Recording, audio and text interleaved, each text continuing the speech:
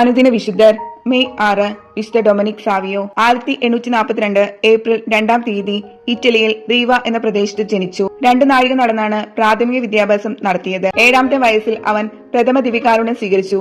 പ്രഥമ ദിവികാരുണ്യ സ്വീകരണ ധ്യാനത്തിൽ അവൻ എടുത്ത പ്രതിജ്ഞകൾ എല്ലാ കുട്ടികൾക്കും മാതൃകയായിരുന്നു. ഞാൻ അടുക്കൽ കുമ്പസാരിക്കും.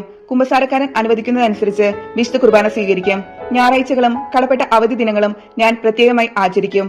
യേശുവും മറിയവുമായിരിക്കും എന്റെ പ്രിയപ്പെട്ട സുഹൃത്തുക്കൾ. മരിക്കേണ്ടി വന്നാലും ഞാൻ പാപം ചെയ്യുകയില്ല. ഇവയായിരുന്നു. കൂട്ടുകാരുമായി തമ്മിലുണ്ടാകുന്ന ഭയങ്കര വഴക്കുകൾ മറ്റും ഡൊമിനിക് സമാധാനത്തിൽ അവസാനിച്ചിരുന്നു.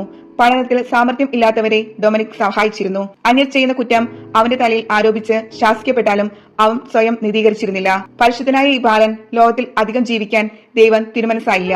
1857 മാർച്ച് 9-ാം തീയതി ഡൊമിനിക് സാവിയോ മരിച്ചു. 1954 ജൂൺ 12-ാം തീയതി 2-ാം പിയൂസ് മാർപ്പാപ്പ ഈ 15-കാരനെ വിശുദ്ധനെന്ന് പ്രഖ്യാപനം ചെയ്തു.